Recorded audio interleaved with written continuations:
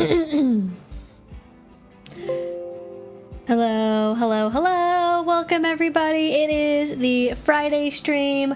Hope you all are doing well. Let me get the YouTube chat synchronized here. One moment. Get the puppy camera all zoomed in. Look at that little fluffy little thing. She is so cute. Okay. All right. Get in the chat. Put together here.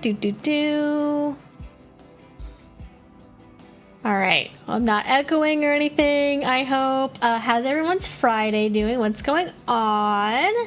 Any life updates? Any fun weekend plans? Anything else you want me to know about? I feel like I bit with like inside of my cheek back here. It must have been earlier today. So my jaw is a little sore. And like, I don't know, like once you bite, it probably inside of your mouth because your mouth is swollen. I just feel like it makes it exponentially more likely you're going to bite your mouth again. So I'm hopefully not going to do that again. But as I'm starting to talk, I am realizing that my mouth is in a little bit of pain. So just FYI, in case I look like I'm talking weird, I'm trying to avoid re-crunching the side of my cheek again because that's not a fun thing to do. Want to talk a lot, it makes you bite it again. I know I'm gonna hope, knock on wood that doesn't happen, but we'll see. All right.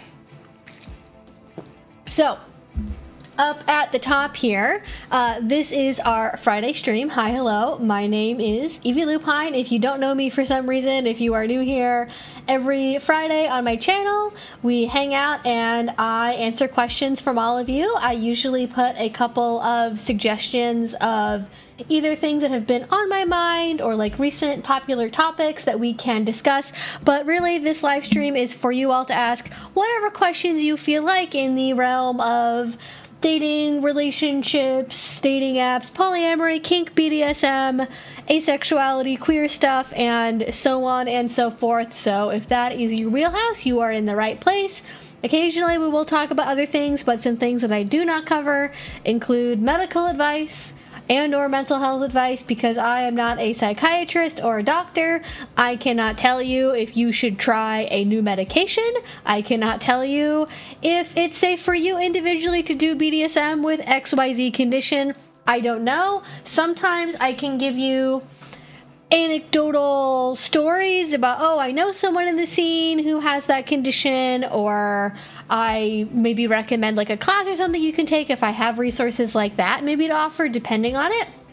But usually we do not give advice about these things because I'm not a professional. Also, you must be at least 18 to join the stream and participate, so please be at least 18. Please read the rules down below. They're really simple. They're super basic. Just basically be respectful to me and to the mods. Listen to us when we have something to say. And be polite. Don't spam the chat. And we'll all have a fun time. So the way that this Q&A works is you can obviously put your questions just in the main chat, but there are a few other options that you can use as well. So we have up here at the top, depending on your browser / your phone / what version of the YouTube app you are using, the box will either be gray or white, and either at the top or the bottom of the chat. But it will say, put your questions here, Q&A. So you can put your question in there, and it puts it in a nice little secret box that only I can see. So if you would like to ask a little bit more anonymously, if you would like to make sure I see your question, it basically locks the question in there. However, if you would like more audience feedback, if you would like to potentially get advice from other members of the stream, because we do have a nice little community here, I would recommend putting it also in the main chat so everyone else can see what you have questions about, because chances are there are people here that even if I do not have that experience or know much about it, there is likely someone here who has experience with it. So you can ask it in either place. You can also use a super chat either through Streamlabs or here on YouTube. It will hide their question really nicely on screen, and then I will answer right away. Otherwise, the way that I answer questions is I go in the order that they get asked. So asking early is your best bet to get a question answered, and I will give you all about a 15-minute warning when we're wrapping up this stream, so that way if I missed your question or it's like really important, you have a chance to re-ask it again, because sometimes YouTube does like delete comments, or I can't scroll back far enough to be able to see the question. And so sometimes things just get lost, and I want to make sure you have an opportunity to answer and have your questions asked. Welcome. We love all the new people. Please, YouTube, eventually have the Q&A be read in the center of the chat. Keep arbitrarily changing the position. They must be doing some kind of, my inclination, because YouTube is owned by Google, and Google and YouTube love changing things and doing testing and not telling anyone what they're doing. I imagine what they're doing is they're looking at channels who are using the Q&A feature during live streams and are changing colors and positions to test out which version gets the most engagement, what gets good feedback, and then eventually they will settle on something, or they will just eliminate the Q&A feature entirely, because that's what it is like when you are using a Google product and you just never know. I haven't been able to catch a stream for a while, but I wanted to tell y'all that I went to my first munch a few months back, and it went pretty good. Awesome. That is fantastic. I think it takes a lot of bravery to go to your first munch, and I know we have a lot of people in here that are newer and are curious about going to their first party or first event or finding a play partner and vetting people.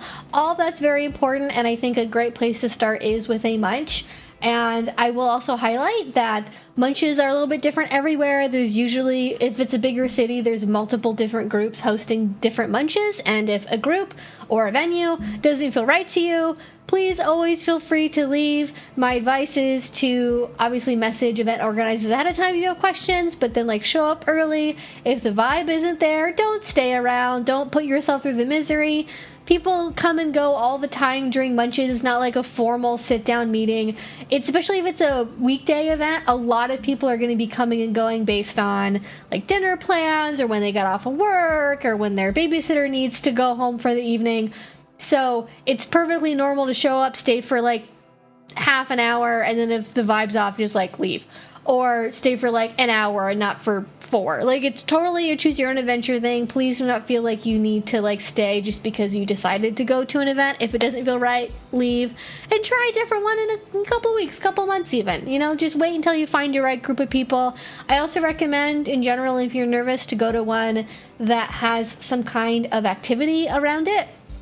I have seen hiking munches and rock climbing munches and cigar munches and board game munches and tea munches and outdoor hangout munches and all different flavors of munches. So if one doesn't work for you, if you don't want to just be sitting down and talking to people, going to one that has a center activity is, I think, really helpful for shyer new people, especially if it's something that you already like. If you're already really into hiking, or you like, some kind of physical fitness thing, or if you like board games a lot, there's likely a munch out there for you, because for some reason there is a huge overlap between nerd culture and kink stuff, and so especially if you're at that intersection, you will probably have a lot of choices.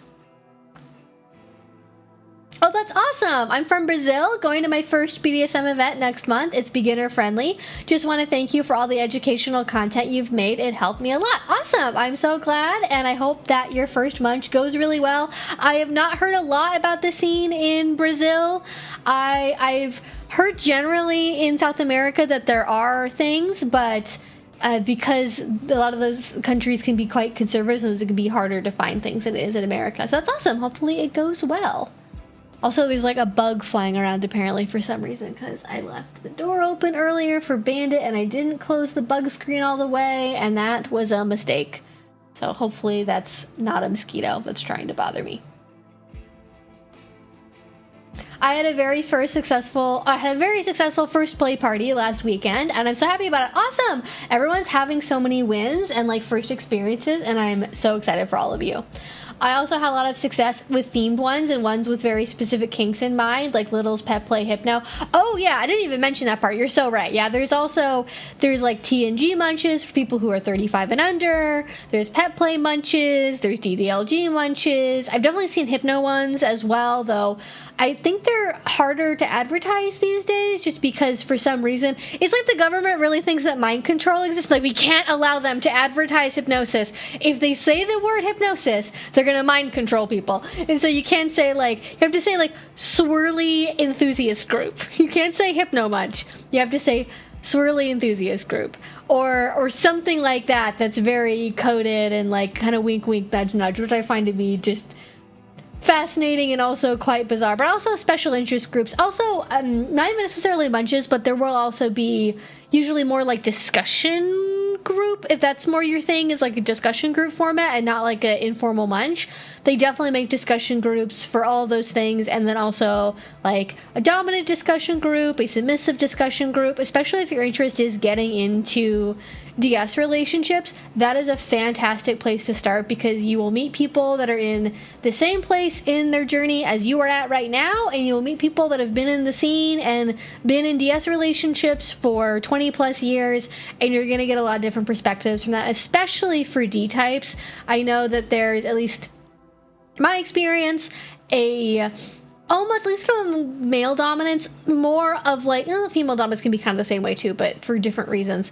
Female dominance is more of like, sometimes people are weird about like their competitors because they're pro doms, and that's a different thing. But with male doms, sometimes there can be this like, I'm a lone alpha wolf and I don't want to get advice from anybody else, and if I give anybody else advice and then they copy me, then they're gonna like steal my play partners and it's gonna reduce my like kink marketplace value. And it's so ridiculous because actually I think dominants almost need group spaces more than submissives do, because even though there's a lot of education that's focused on dominance, there's a lot of, I think, emotional sides to kink and interpersonal parts of kink, especially with guilt and shame around sadism or taking control in a relationship, that you're not going to see as much help for in the general mainstream community, at least not from my experience. And so to have a place where you can confide in like-minded people that have been through that journey of self-acceptance, of like, you are not a crazy, violent, dangerous person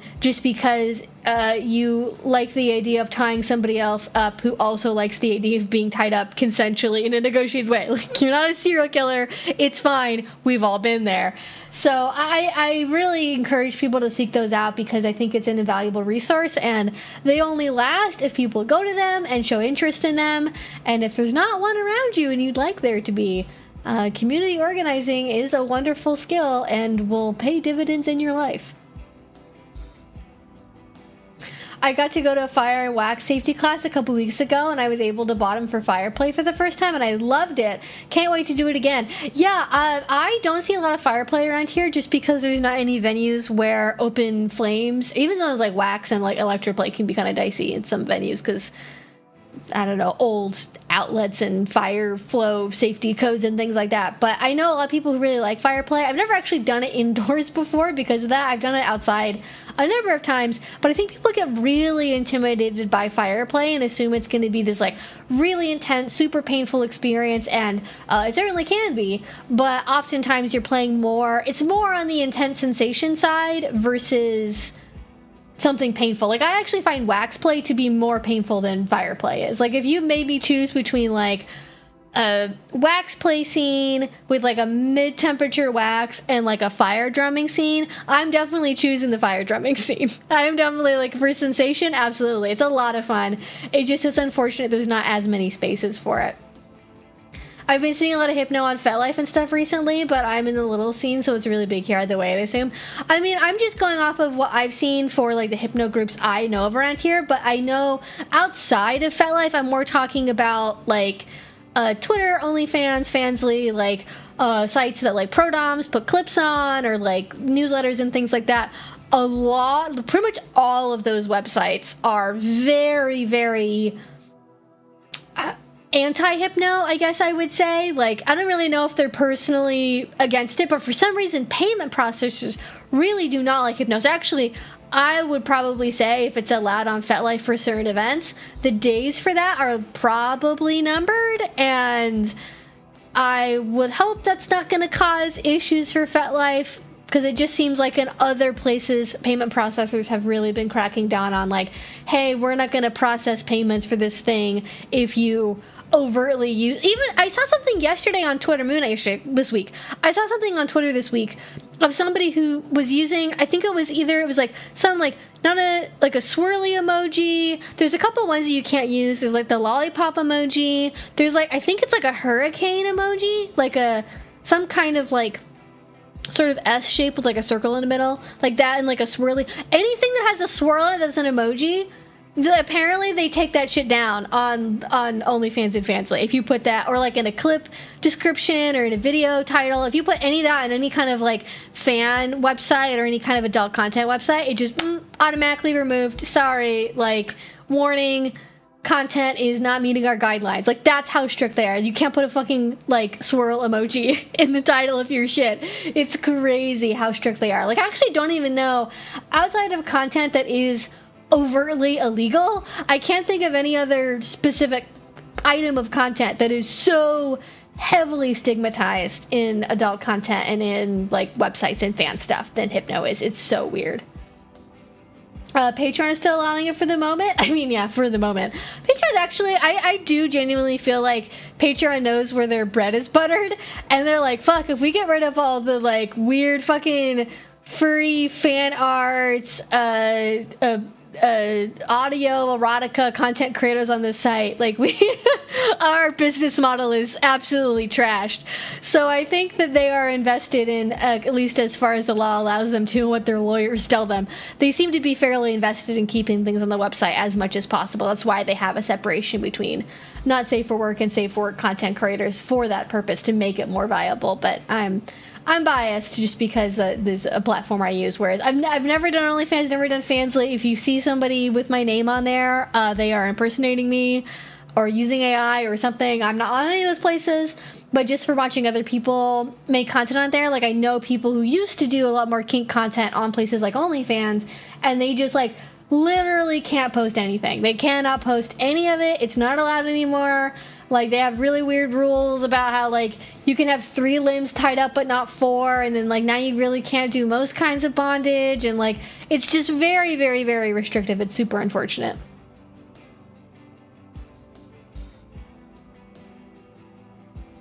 As a male-dominant teacher in my local scene, that kind of lone wolf thing is always a red flag. Those who do not grow out of that mindset, and it is far too common, and new doms don't last long. Yeah, I wonder why it's such a common thing among new doms. Part of it is, like, maybe it's, like, I wasn't raised as a man. I don't know what boys are taught, but, like, my inclination is to believe that there are a lot of young men that are raised by the men around them to believe that in order to be valuable, you have to pretend like you know everything already, and like not take advice from other people and go your own way, and like that's how you build a reputation in a place like the kink scene, is you act like you just sprang up out of the ground, fully formed, knowing every BDSM skill, not having to learn from anybody else, to kind of cover up either the insecurity or the newness that you have, and that somehow will be a thing you can get away with and will make people want to play with you, as opposed to the reality, which is when you're new, like, there are people who just take to it like a duck to water, and they just, like, it is their place, it is their community, and even if they haven't been in the scene for very long, maybe they read a lot about it beforehand, or they took a lot of time to, like, read and, like, acclimate before they got into the scene, and so they sound really knowledgeable, maybe beyond what their number of months or years in the scene would dictate. Oh my gosh, thank you so much for the gift memberships, Henry. I really appreciate it. Thank you, thank you. That is so generous. And welcome to all of our new members. By the way, if you become a member, you get to use our very cute emotes that we have in the chat. They are super adorable, and I love them so much. And that is the reason why memberships exist. It is not for any other reason. It is because it is the only way for me to add emotes to the stream. So thank you so much, and welcome to all of our new members. Thank you.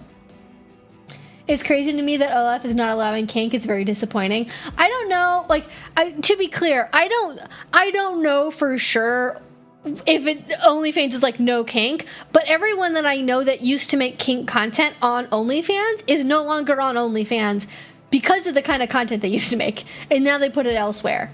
And the people I know that are still on OnlyFans or who have like relatively recently left it, like in the last like 6 months or so, they make like, if they do anything kinky, it's like light costume roleplay content, right? It's like dressed up like a kitten girl, dressed up in a motorcycle outfit, dressed up like a goth girl. Like, it's like very, very, very like no kink equipment, no gags, no nada. I don't like, it seems very odd to me. Yeah. And you also get a tiny bandit next to your name. Yes, you do get a Pomeranian next to your name, and the top tier gets a little actual image of Bandit, and it's very cute, and I love it. Okay, all right, I'm going to scroll up here, and we're going to get to some more questions. Yes, you to clarify, this is, you can ask as many questions as you want. If you would like to ask 1 question or 5, that is all great. However, 1, I do answer things in the order they come in. So I'm not going to necessarily, if you ask 5 in a row, I'm probably not going to get to every one because I want to be fair to other people. But if like over the course of the stream you ask like 2 or 3, don't worry about it. I can't promise I'm going to see or get to all of them, but there's no, like, you're not going to get banned or kicked out if you like ask like 3 questions. It's fine. So feel free to ask as many as you want. Then if I don't get to them this time, you can always come back next week and ask again. I forgot to get my food out of my office refrigerator, so now I have to go all the way back. Oh no, that sucks. Oh gosh, hopefully it's still there when you get there. That is annoying. Oh no, food poisoning. Oh gosh, Twixie, I hope you're doing okay. Food poisoning is really bad. I've only had it once, thankfully. Last time I ever ate at a McDonald's before I went vegetarian, actually. And I don't know if that actually contributed to why I became vegetarian and then eventually I became vegan. But I don't remember what the reason was. I believe I just graduated from high school, and we were driving back to the West Coast, and we were supposed to stop and visit a family member who at the time lived in Utah. And I was in the car with my siblings, and then they were driving the second car, and we had just pulled over. We had gotten McDonald's like 20 minutes before, I think. And I was like, I don't feel very good. I'm like, thinking I'm going to be sick. They're like, are you for real? They're like, don't throw up in this car. Because if like you start throwing up, I'm going to start throwing up. And it's like, oh God. So we detour from going to visit this family member. We stop at a gas station. For some reason, one of my parents buys me a Coca-Cola because it's the only kind of soda that they have. They don't have like ginger ale for some reason. They're out of ginger ale. They only have like Diet Pepsi or like Diet Coke. So they give me a Diet Coke, or maybe it was a regular Coke. I think actually it was a regular Coke. I feel like I remember a red label being on the bottle. And I drink that, and then that just makes me vomit everywhere, and it's really bad. And then I spend like the rest of the entire night sick after that. I barely remember. It was really bad. But then the next day I was better, so it was good. And that was the last time I ever ate McDonald's. So I don't think I've even been in the building since then. I maybe have stopped in when like other people have gone there on a road trip, and then I just don't order anything. But yeah, 0 to 10, don't recommend. Food poisoning, really bad. And I don't trust restaurants. The end.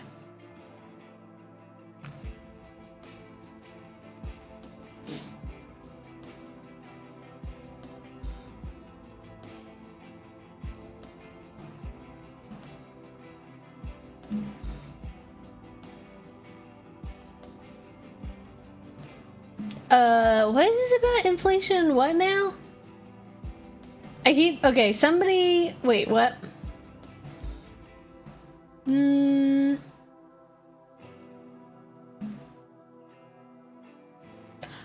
Would you be open to making a video on inflation fetish? No, and there's a couple reasons for that. So there's 2 reasons why I generally don't make content about something that is primarily or only a fetish, as opposed to something that people actually do as a physical scene activity in the kink community. So there are things that can be fetishes that are also done in the kink scene or used in the kink scene, right? Like a lot of people have latex fetishes. A lot of people have tickling fetishes, right? I don't know if a lot of people, but some people do. And I will make videos about those things because I can talk about them in the kink context of, yes, some people have this as a fetish, but, you know, people also do scenes where they do like CNC tickling, whatever, right? So I can talk about it from that perspective. But when something is like just or primarily a fetish, like inflation, like feet, like I don't know, insert a thing here that you could think of that like is a fetish, is not really necessarily something that crosses over into the kink realm. I don't make videos about that for two reasons. Reason number one is I can't say the word fetish in a YouTube video. I can say it here in a live stream because they don't monetize these. So YouTube's not doing a system check to decide whether or not this is going to be age restricted or monetized or whatever, because I don't have that enabled. The stream isn't monetized, and that's just what I've chosen to do. So I can say it out loud. But if I'm making a YouTube video and I do want to monetize it and I don't want it to be age restricted, because if something is age restricted, it is less likely to be seen by people. It gets suppressed in search results. It doesn't show up in the algorithm. Like, I've had a couple of videos here and there age restricted, and videos that probably would have normally gotten like 25,000 views get like 5,000 views. Like, that's how much it impacts a video. So I try to avoid doing things that would cause age restriction to happen, because it basically ruins a bunch of hard work that I did. So I can't say the word fetish because it gets the video demonetized, it gets age restricted. Even like, I can't say it in the thumbnail, I can't put it in the title, I can't say it in the video. If I'm referencing the word fetish in a video and it's like a one-off kind of a side comment, I'll say fettuccine as a code word. But if I'm making a video where the whole point is to talk about a fetish, like, I'm not saying the word fettuccine 30 times. I'm not going to use a code word that no one's going to understand in a thumbnail or a video title, because I don't want it to accidentally come across, you know, somebody who's looking for Italian cooking recipe tips, you know. So there's limitations from that front. And then secondarily, whenever I have talked about something in a video that is a fetish for a lot of people, like crying, like tickling, like latex, I get a bunch of very invasive, weird, creepy emails and messages and comments from people asking me to make videos of myself doing that thing, asking me, even if I am very clear in the video, I am an educator. This is not my thing. I don't have a fetish. This isn't my fetish. I am simply educating other people about this because I think that, you know, fetishes get misrepresented and misunderstood, and I don't like that, and I want to have a resource for people who maybe have, like, a partner with a fetish to explain it to them and help them understand what it's about. But instead, what ends up happening is I get a bunch of guys with fetishes who don't know what boundaries are, asking me weird, invasive, personal questions, ignoring what I said in the video, asking me to make content, offering to pay me money to make that content, like, sometimes sending me lurid, long, multi-paragraph descriptions of why they like that fetish so much. Like, they think that because I talked about it in a YouTube video, I also have that fetish.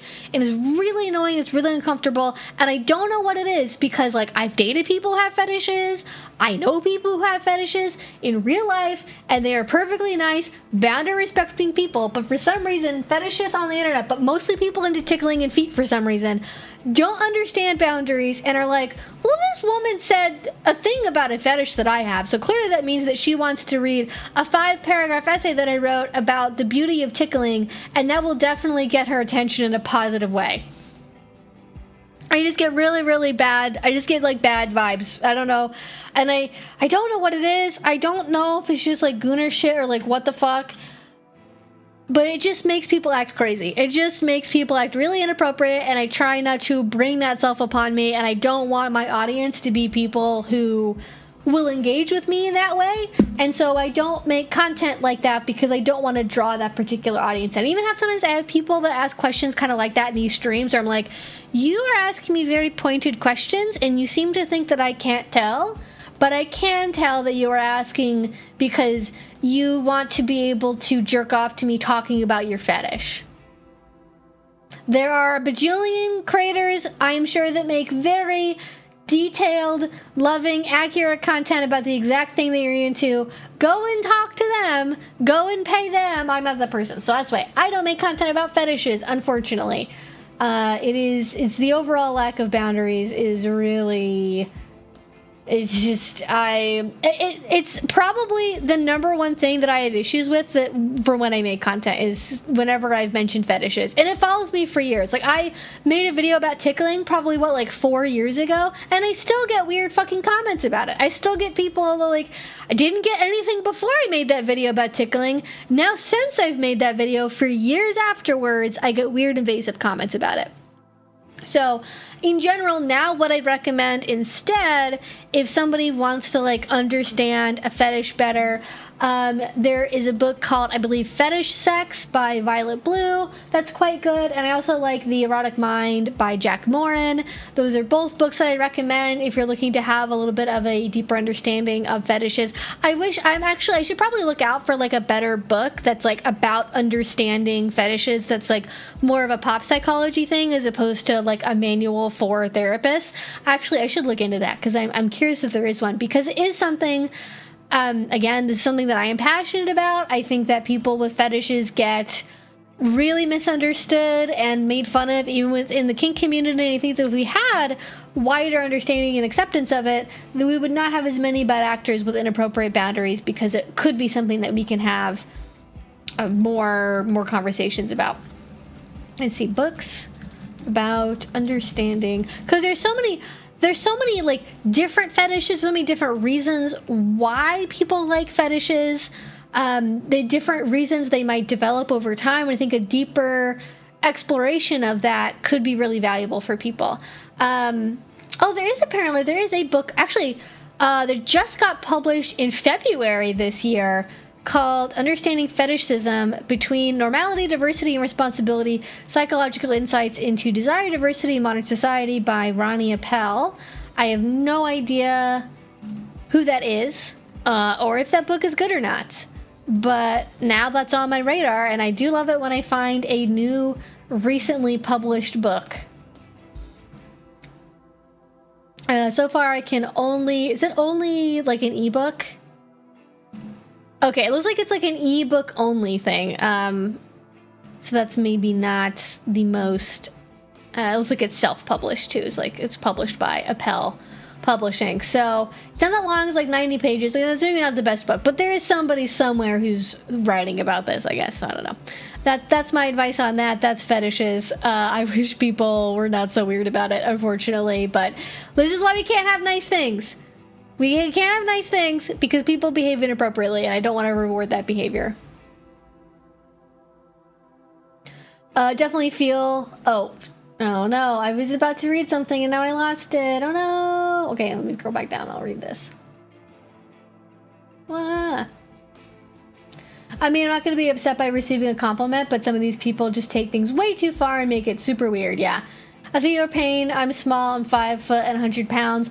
With very long hair, and my entire existence has become fetishized, and I can't go a day on FetLife without issues. I mean, yeah, it's like, it's just ridiculous. It's the same thing, like, all women get fetishized, short women with long hair, redheads, women with big boobs, women with flat chests. You just can't fucking exist in the internet without people being weird sometimes. It's just really unfortunate. Fettuccine Alfredo is my new drag name. Oh, I came up with a really good drag name the other day. I wish I could remember what it was.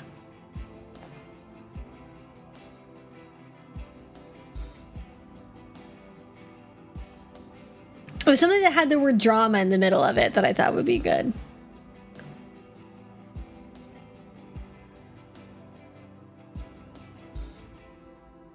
I'll think, if I can remember it, I'll tell you all later.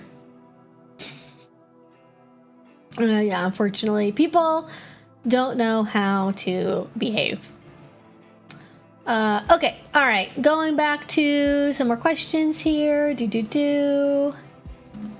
Let's see, where was I in the chat? Oh, yes. Answering the question about inflation stuff. No, inflation fetishes are not the same thing as feederism. There's a bunch of it on Tumblr, at least it used to be, that was like all over the place on Tumblr back in the day. DeviantArt. That was probably where, as I think where like most people, if you're my age, if you're like between the ages of 27 and 33, you most likely first got exposed to inflation and feeder fetishes via a fandom you were a part of having fan art on DeviantArt. Like Sonic, Mario, pick a fandom that a 8 to 13-year-old would be into, and somebody on DeviantArt was hand drawing, probably with colored pencils, some kind of very particular fan art of it, and then uploading it, and then you would just see it. You would just see it because there was no algorithm. You would be exposed to it. And that is how a lot of people actually probably started to have fetishes like that, to be honest with you, but just knowing they even exist in the first place. And I'm sure they overlap. I'm sure there are people that have both, but I imagine that people also have strong opinions one way or the other. Source, I was on DeviantArt in the 2000s. Yes, exactly. It is, yeah. I think back in the day, a lot of people used to get it from, what is her name in Charlie and the Chocolate Factory? Veruca Salt, I think. I think it's Veruca Salt in Charlie and the Chocolate Factory gets inflated and turned into a giant blueberry. And there's a specific subset of inflation stuff that's about being transformed into a blueberry specifically because of that movie. And it still exists. There's actually a really interesting, I think, a Vice, like little mini documentary about people with quicksand fetishes. And that to me is like the most interesting because it's almost like a dying species of fetishes. Because it used to be that quicksand was everywhere in like cartoons, in movies, and it would be like this thing that you could film as like, oh no, this peril, the heroine's gonna get swallowed up by quicksand. Oh no, it has to be rescued. And completely falls into like damsel in distress type stuff, and obviously the physical sensation of being ensconced and squeezed together by this quicksand, right? There's a lot of reasons when you stop and think about it, like, oh, why somebody might find that physically appealing to experience. But it's not immediate anymore. Like, fucking Mr. Beast isn't making quicksand videos. I don't think there's quicksand in Skibidi Toilet. Like, the media that people are consuming at a young age that might influence the development of fetishes doesn't show quicksand anymore. So no one has quicksand fetishes. It's a dying thing. So I guess, save the quicksand fetishists. They're a dying breed. Willy Wonka, I think, is a fantastic movie. It's both silly and dark, and it's very, like, it's almost sort of hypnotic at times. Like, I think it holds up. I think it's a great movie. Oh, Violet Beauregard. Oh, did I get those? I forget which one is which. Maybe it's the other one. Oh, actually, you're right. I think it is. It has to be Violet because there's like, Violet, you're turning violet. That's, yeah. Mm-hmm. Yeah. Now that makes sense. Yep. Yeah, it's the other one. Veruca was the rich girl. Violet Beauregard, I don't even think I've ever known what her last name was, so thank you for informing me. She is the one who gets turned into a blueberry. My apologies, I'm out of date / I don't remember my Willy Wonka lore. I haven't seen that movie in so long. I should watch it again, though. It's good. It's good. Oh, Veruca Salt fell down the garbage chute. Oh yeah, that's right, because she was greedy and she wanted the golden eggs from the geese. Yeah, that's all I'm getting in bits and pieces.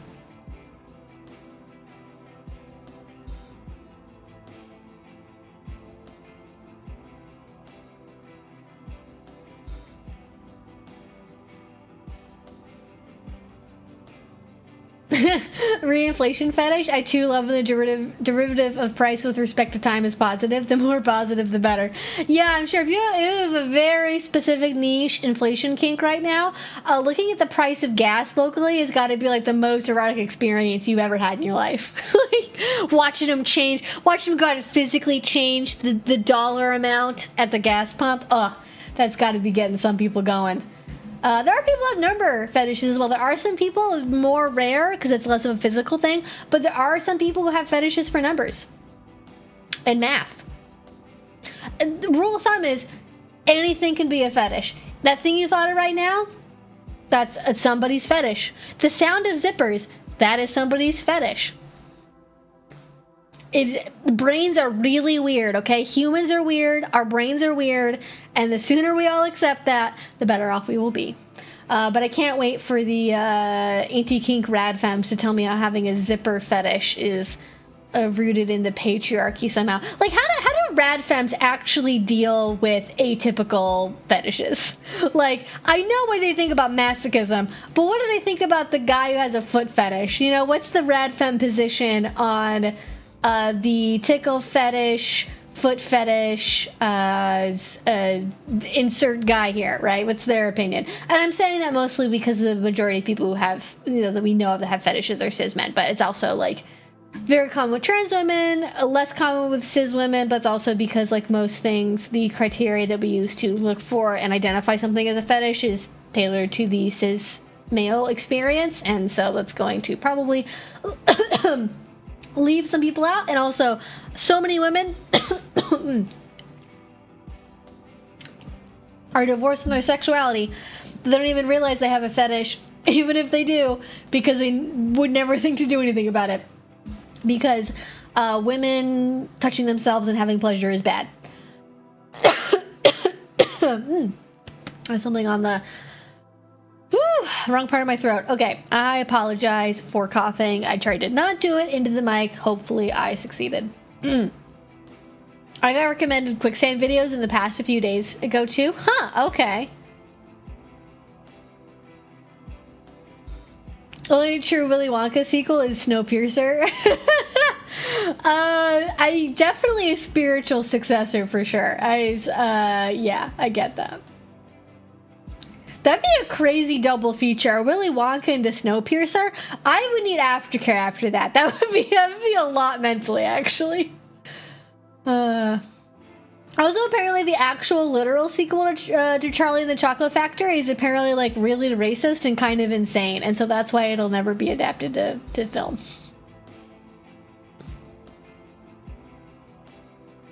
Any tips for going to a dungeon alone for the first time as a female submissive who is new to the scene? Also, we got a super chat here from Twixie.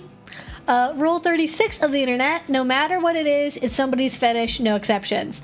Yes, exactly. Numbers, bartering, the sound of zippers, plushies, it's all a fetish. It's all a fetish. Computers themselves even. The internet itself as a concept is a fetish to somebody. Maybe not very many, maybe like 2 people, but somebody's. Because again, brains are weird. But thank you so much for the super chat, Twixie. Now, getting into the question of any tips for going to a dungeon alone for the first time as a female submissive that's new to the scene. Okay, so if you are new to the scene and you're a female submissive and you want to go to a dungeon, here are some hot tips for you. Number 1, if you can, don't have going to the dungeon alone be your first time ever experiencing the kink scene. If you have any option to go to a discussion group, a munch, anything like that, thank you so much for the memberships as well, Lexi. Thank you. Please go to those, meet some people, put some faces to names in a non-play, non-sexual, non-nude, non-anything environment except for just talking. I think it will make the transition to going to a dungeon event a lot easier once you do actually meet up with some people. Now, if you don't have the time with your schedule to go to a munch or something like that, then okay. Assuming you do, there's no other way, there's no other option, you have to go to a dungeon alone as your first experience, it must be what it is. This is what I would do. Number one, first thing to do, really scope out the details of the event on FetLife. See how many people RSVP'd, see what kind of people RSVP'd, right? So is it mostly a bunch of single 50-year-old men and faceless, completely empty FetLife accounts, and it's ran by some guy named Joe, and it's called Joe's Dirty Dungeon Party? Probably don't go to that one. Look to see how much information is on the listing, right? Huge difference between, like, Thursday night, Joe's Dungeon Party, if you know, you know, winky face. That's a giant fucking red flag. What the fuck is that? Don't go to that. That's crazy. However, a good dungeon that has a good reputation, that's been running for a while, will have a very thorough description, will give you information about when it starts, how long it goes for, dress code, if any, theme of the event night, possibly pictures of the play space. Not everywhere does this, but if they do have it, it's a pretty good green flag in my book. They will have information about how and where to get tickets. They will have information about house rules. They will have information about, potentially like COVID or vaccine policies. They will have a lot of details for you to read through. Now, if they don't have something like information about like consent policies or information about dress code, that is a perfect way to either direct message or email the event producers and say, hey, my name is so-and-so. I'm super interested in going to your event. However, it's my first time going to a party, and I see that you didn't have any information about insert thing here, dress code, consent, violation, policy stuff, event rules, space rules, whatever. Insert thing here. Can you send me some more information about that before I buy a ticket? And then you can start a conversation based off of that, and then you can get a lot of information based on, how do they respond to you, if they respond, how friendly they are, and all of that is really important. If they don't respond to you, if they brush you off and go like, just reread the website. No. It wasn't on the website. You didn't see it in the listing. That's why you asked about it. I will get a super chat here in a minute. I'm going to finish answering this question first. So if they respond to you and they're like, we're so happy to have you, and so brave to come out to your first dungeon party, super happy to tell you more about the event, this is what our, we don't have a dress code, but this is what you're typically going to see people wearing, or these are our space rules, here's what our consent policy is like, yada yada. Also, you can ask them about sort of what the flow of the evening is like too, right? Is it, people come in the door and start playing right away? Is there an orientation? Is there any kind of like social event first and then opens up into a party? Ask about things like that. Try to get really good information about what the space is like, who you're going to see there, what kind of scenes that you might see there too. I really recommend going to either a newbie night, a taster party, or a very general kink night, right? Don't go to the really, unless you have a very specific kink, like if you're a pet player, go to the pet play night, duh. But, don't go to the edge play night, don't go to the hyper specialized parties most of the time. Go to the really general ones, because you're going to meet the most people who are also new in those spaces. So, pick out a good party, see who's RSVP'd, see if they're a good mix of people who seem to be involved in the community, see if they're roughly around your age, your demographic, good descriptions, good things you want to see in terms of accessibility for rules, what to expect in the space, dress code, all of that. And then, when you're actually getting ready to go to the event, I recommend planning to be there early, because that's going to be the easiest for you to break in socially and also the least overwhelming. A lot of play parties start at 8 or 9 and then go until 1 o'clock in the morning if it's on a weekend. So if you go at 11, it's going to be really busy. The music's going to be up. It could be quite dark. You might not be able to see a whole lot, and it's going to be a lot of people. And that might be overwhelming when it's some places it's a lot more chatty and social, and you're going to see 2 or 3 couples doing scenes at a time. Other dungeons, it's going to be 10 couples. It's going to be loud. There's going to be a lot of noise. So I recommend going early, when the lights are up a little bit more. People haven't really gotten into their scenes yet. It's going to be easier to talk to people and get a sense of the space before you actually go to the play party. Now, what I personally look for a dungeon is a place that has an orientation or has some kind of tour or some kind of newbie play party or a taster thing, where if you've never been to an event before, maybe once a month or once every other month or something, they have a thing that you can go to where it's hey, we get a bunch of new people together, we do an orientation, we give you a tour of the space, you can ask questions, and so that way you're prepared when you eventually go to your first real play party. I'd look for one of those, but if you don't have one, going early, waiting to kind of see what the space is like, and then following the dress code so you look like you fit in.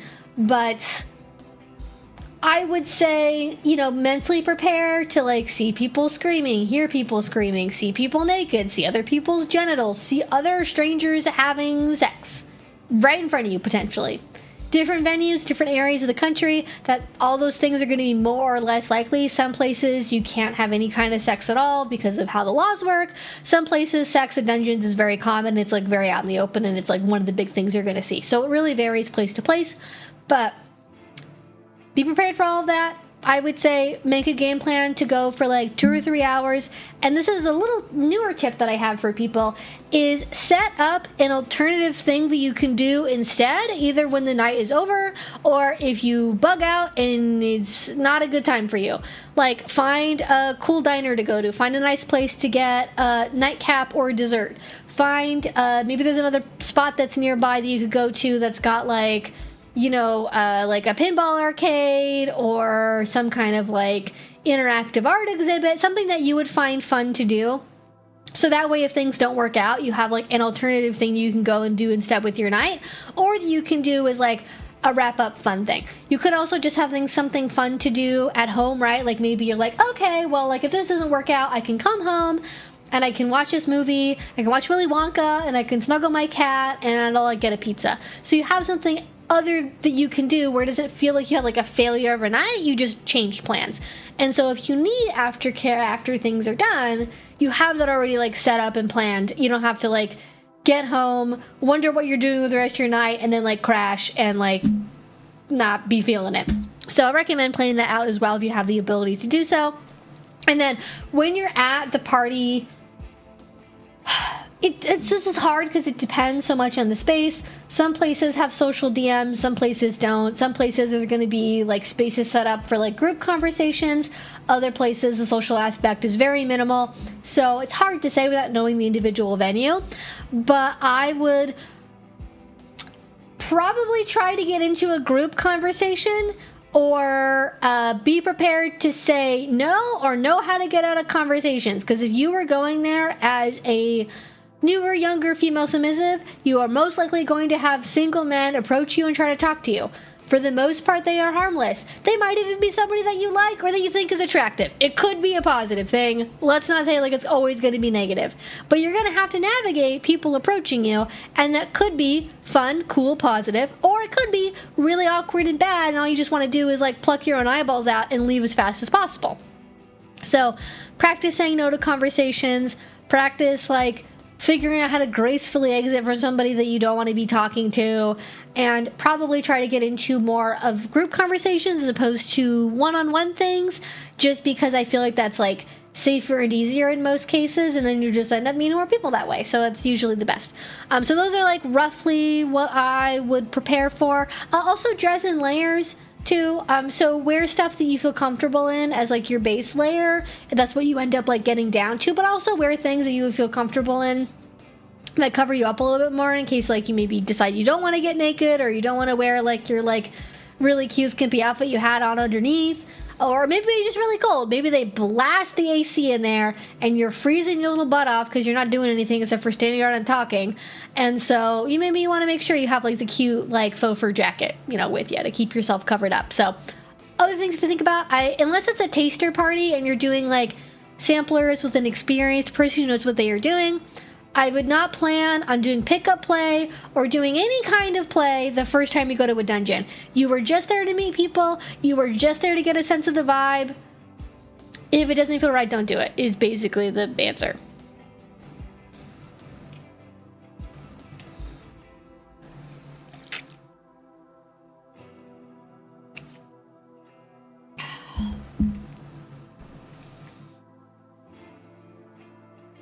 All right, but good question, though. Good question.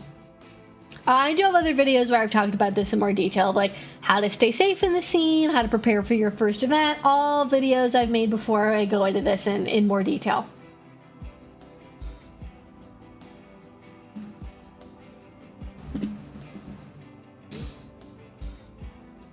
I'm writing Fireplay in my notes. Good.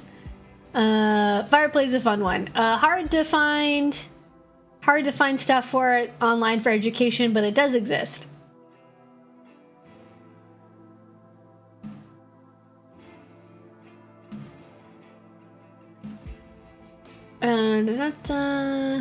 There's a lot more socialization into masculinity about being smarter, more knowledgeable, more experienced, more confident, and a lack of that is a sign of weakness and emasculating.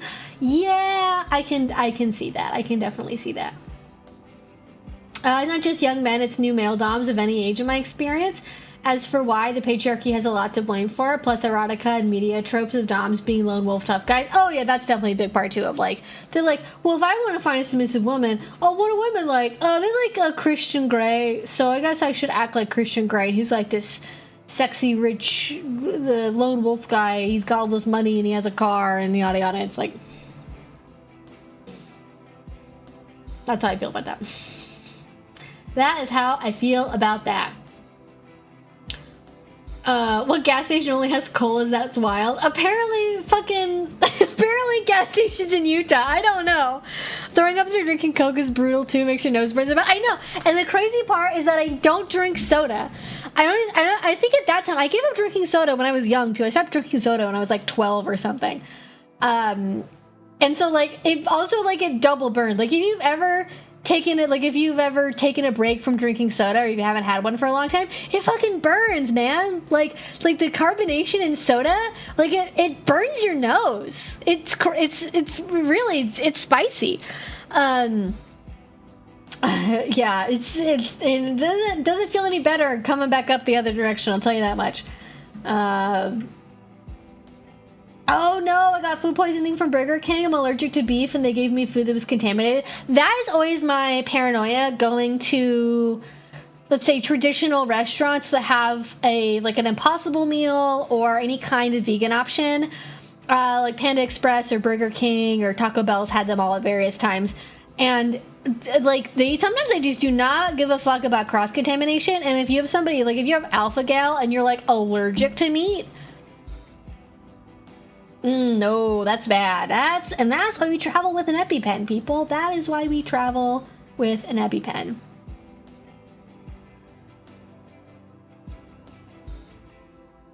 Yeah, probably best you didn't go back. I mean, it's like every individual Burger King's run differently, but like some people just don't care.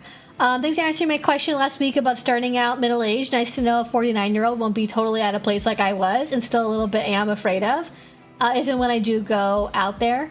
I think it would be just fine. There are lots of people in that exact age range in the scene.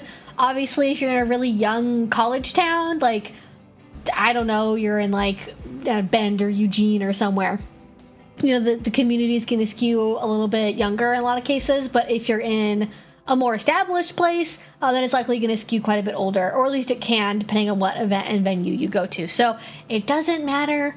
I would say we have a lot of people in the chat who will say they're like, oh, I got into the scene when I was 18 and I was the youngest person there for like 6 or 7 years. That happens a lot for people. Happens a lot. I also really appreciate about the answers to my questions about disabilities at play parties. Ended up going great, and there were at least 6 other folks with mobility aids. Hell yeah! I'm also welcome. Woo! See, I don't lie to you guys. Like, I'm so serious. There's the proof. When you're in the kink community, there's so many people with mobility aids, people who are blind, people who are deaf. Like, you will meet and see all different kinds of people across the spectrum, at least if the space is physically accessible. If it's not, then you're going to not see those people, obviously, because they can't literally get into the space. But if it is, there are people. Kink is very cross-sectional, whether it's age or disability or whether you're neurotypical or not, doesn't matter. It is just a thing that people like. It is truly I want to say something with the word pan in it for some reason. It's a universal human thing. It doesn't matter. It's just a thing that a lot of people enjoy. How do I make friends in the online kink scene? Specifically, without showing your face, I'm not very confident in my physical appearance right now. That's why I'm not involved in the IRL scene currently. Totally understandable. You definitely don't have to show your face if you don't want to. Obviously, it can be easier to meet people in real life than online. However, there are a lot of online groups that organize on FetLife. If you make a FetLife account, you'll probably have more success with a photo of your face somewhere. But there are a lot of people who either do like a face of like a part of their body, or like their hand holding a toy, or like pictures of their stuffies or like something like that. Now, don't steal a photo, okay? Don't go to Google Images and steal a photo from somebody on Tumblr, okay? Don't do that. But you can find a way to represent your personality in an image without actually showing your face while still being on FetLife, because you really don't want to have a blank profile with no photo at all. There's actually options now on FetLife where people will filter out people who don't have a profile photo. So if you don't want to end up in that filter, have something for a photo that's related to an interest that you have or a kink that you have, and that'll just be like your placeholder. Like, you know, there are people who have pictures of like cabbages as their profile photo. It's not like you don't have to do anything crazy, all right? So it's like, if it's funny, if it goes with who you are, it'll work just fine for online friend purposes.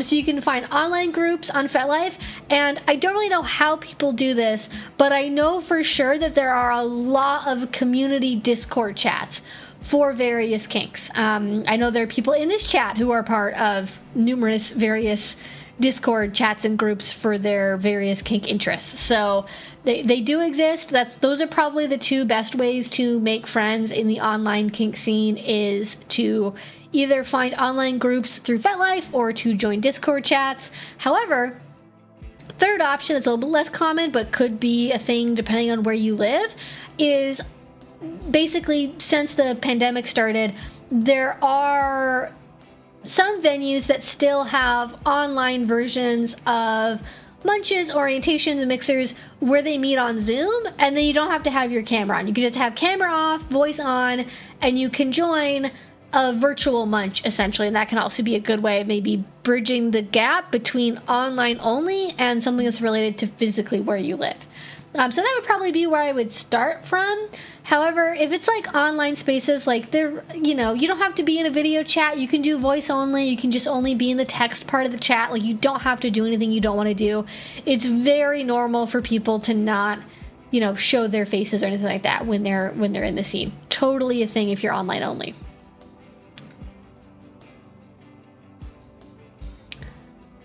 There's also just a lot of profiles on Fet that are like miles and miles of dick.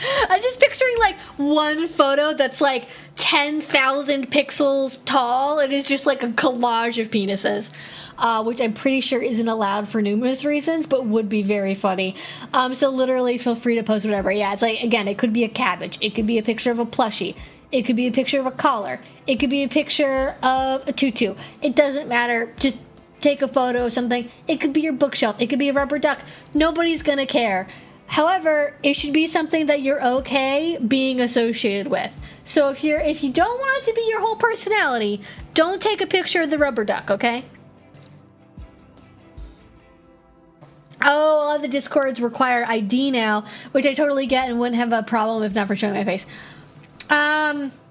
Yeah, if you have to show your ID to get into one of those Discord servers, then I don't know what a good workaround is. If you're so averse to showing your face that you don't want to upload an ID, which I think is reasonable, then again, I think looking for online stuff that's maybe more organized through FetLife that is, at least at this point, not requiring you upload. You might have to do something to like get your account verified. You have to upload a photo, but to join individual groups, it's not like the FetLife might have a picture of your photo, but like a group administrator for a group you want to join isn't going to see your face. Does that difference make sense? So you might be more comfortable with that versus like, you know, knowing that somebody in the group has seen a picture of your face before, right?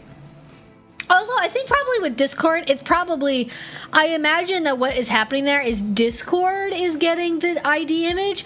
The people who are administering the server are not getting a picture of the ID. That would be if that's not how Discord works. If Discord is showing administrators of servers pictures of people's IDs, that would be really weird, and I haven't heard that they're doing that, so I assume that they're not, and I hope that they aren't.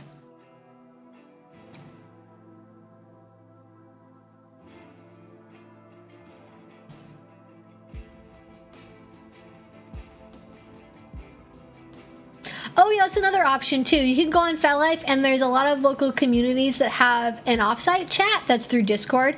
Yeah, you can join like a chat that way. Yeah, you don't even have to necessarily do the virtual munch thing. You're right, there are a lot of local communities that have organization, you know, get to know people kind of Discord chat too. Definitely a thing that happens.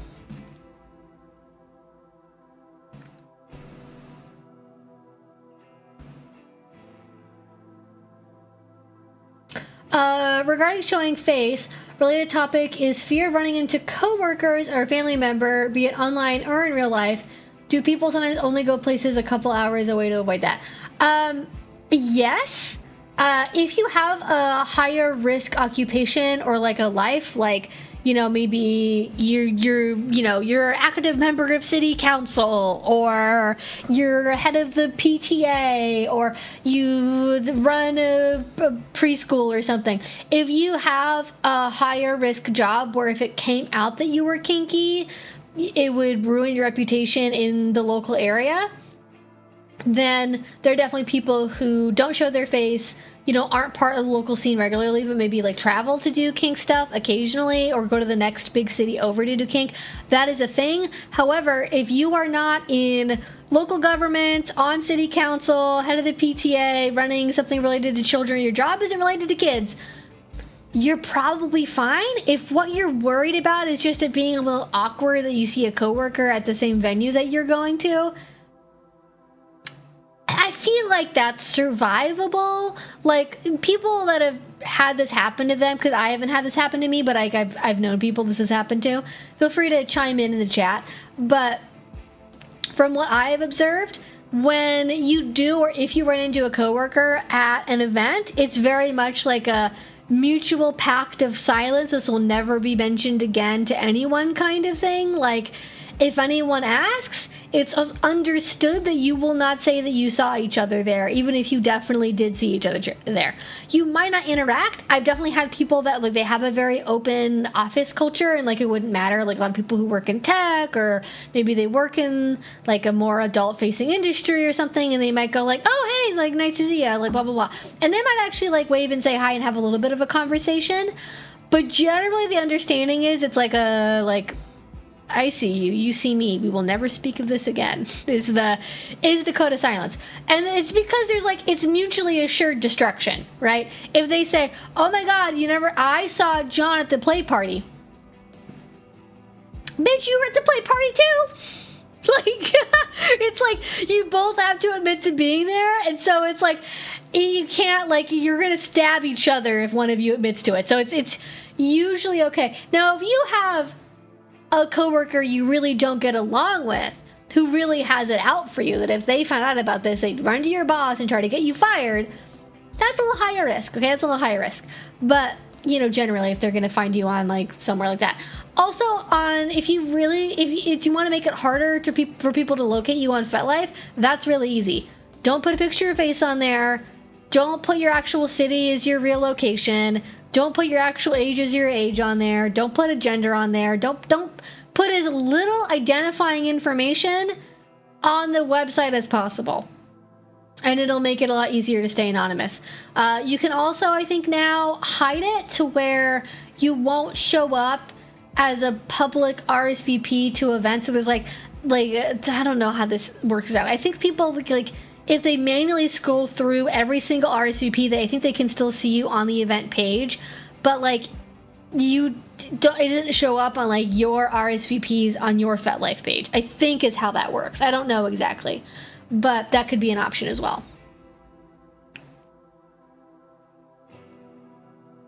My ex-wife was afraid that she could be recognized, so we started to go to a play party about 300 kilometers away from home and ran into 3 people she knew.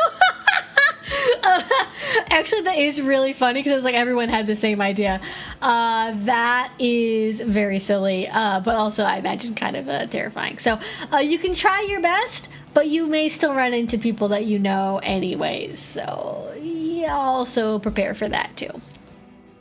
But it's common. It's probably not really that big of a deal. Again, unless you're planning on running for public office, it's probably, like, you know, who gives a fuck, right? Because in order for them to be able to know that you're there, they have to also be there. So, you know, how'd you know that? If it hurts you, it's also going to hurt them. If you run into a coworker, remember they are in the same boat, because how they're going to explain that they were at the same event as you to their boss. Exactly. So it's probably overkill for most scenarios, but if that feels more comfortable to you, then go for it. Yeah, I agree. Being into kink really shouldn't be that big of a deal, but alas, it is that big of a deal for some people.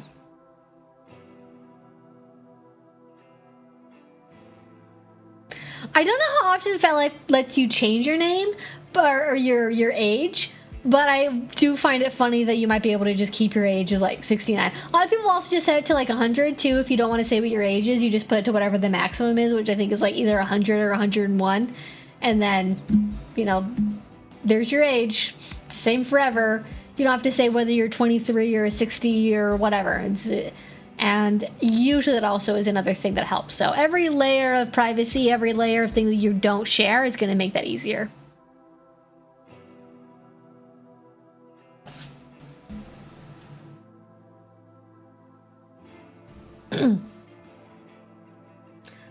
What is that notification? Okay, no, we're good. I was like, what happened? Something happened with my stream. I don't want to jinx it though, because we did have, I think, was it last week that we had problems with it disconnecting on me because it was like mildly windy outside?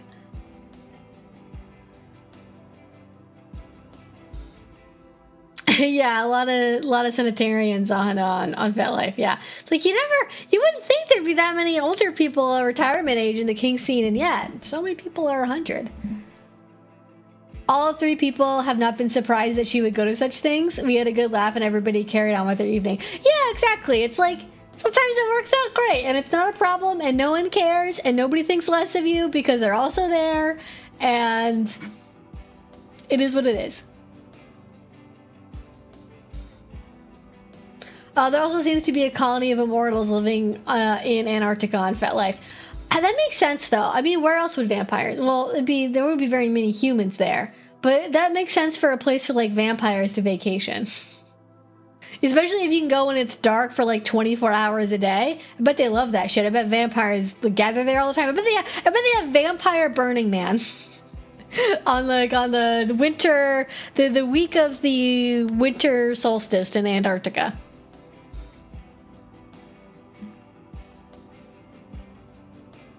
That actually would be like a really sick idea for a fan fiction. Somebody should write that. I don't know how you would write that, but it would be fun. All right, I'm going to scan through, see some more questions. Where was I? Because I scrolled all the way down to the bottom so I could read something. I feel like so many women, instead of having something be a fetish, it's more acceptable to have weird dating non-negotiables. I mean, they're not really comparable, but that's maybe. I truly learned that people can be attracted to anything from the hear me out trend.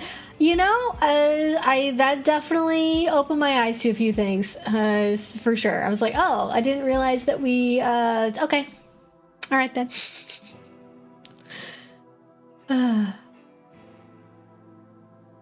In a century, random Silicon Valley tech bro will be citing data from FetLife to prove that joining kink is a form of life extension. Don't tell, what's his name? Don't tell Brian Johnson about kink. He probably actually thinks like kink causes oxidative stress because it spikes your adrenaline. He probably actually thinks that like kink is like a bad thing. Actually, I bet he's like really into tantra. I bet that motherfucker is like, I don't know what his opinions about adrenaline are, but I assume that he thinks that like cortisol spiking via adrenaline pathways shortens your lifespan, and you should minimize as much stress or shock in your life as possible. And so the only way to have sex is to like do it very slowly, like a tortoise. That's what I think he thinks. I bet he's like one of those people who's into tantra, but not because of like woo spiritual stuff, but because it's like, I need to not elevate my heart rate during the experience. That's what I think's going on. Thank you, Sean, for the gifted memberships. Thank you so much. I appreciate it.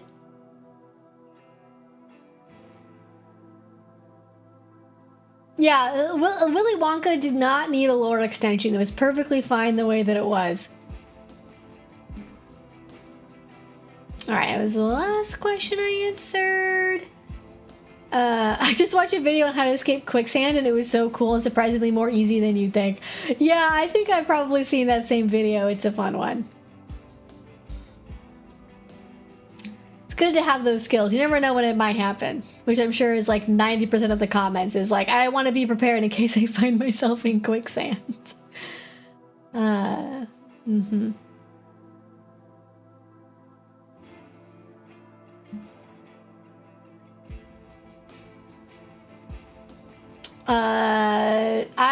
I don't know how I feel about crabs. Don't have any opinions about crabs. What cities do you highly recommend a kinky person to live in? Why or why not? I'm especially wondering about New York City and LA. Thanks. Okay. Here's my very lightly knowledgeable opinion about this. Having not lived in these places but visited, or knowing people who are a part of them and have told me stories, there's a couple things that I know about. Okay. Not in any particular order, but roughly in order. Bay Area, so San Francisco, Oakland, Sacramento, etc. I'm including Sacramento and Bay Area. Don't at me. It's people travel between those places, okay? That's why I'm including it all together. Roughly the Bay Area, then New York City, and then Los Angeles. Those are probably the three biggest ones, at least in America. And here's why I rank them that way. Bay Area, lots of cities, lots of parties, lots of different venues, lots of different things for different kinks, and no matter where you live around the area, there's probably something you can go to. Just a very wide selection, very deep, long history of kink. Also has Folsom Street Fair, like just a really, really good city to be in for kink. Lots of tradition behind it. New York City, very similar. It's New York City. It has a bunch of fucking everything. I can't speak to any particular venues there, but lots of options, lots of places to go, very spread out. Los Angeles, less so an epicenter of like kink history in the way that New York City and San Francisco are, but it is Los Angeles. However, that means you have to deal with Los Angeles personalities running venues. And from what I have heard, there is a bit of an issue with shady warehouse parties, really big egos running events. Like, there are definitely good places in Los Angeles to do kink, but you also have to be knowledgeable enough to avoid the trashy, problematic / dangerous, weird, kinky warehouse party type stuff that's ran by somebody who's probably doing lines of cocaine while running the party, and it's not safe, and it's not sanctioned by anybody, and it's like, just doesn't seem like a fun time. So Los Angeles has Los Angeles personality issues, which is why it's lowest on the list there.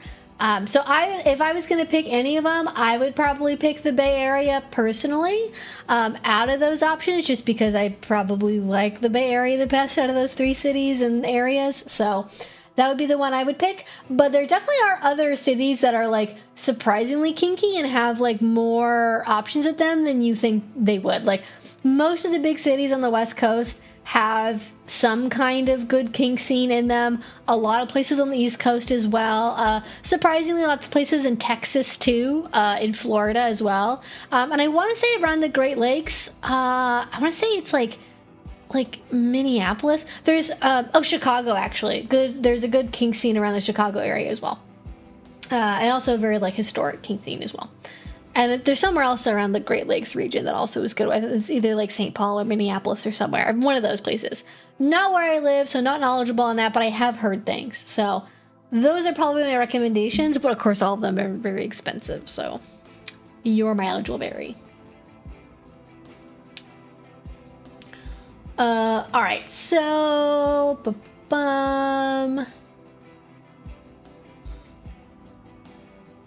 Okay,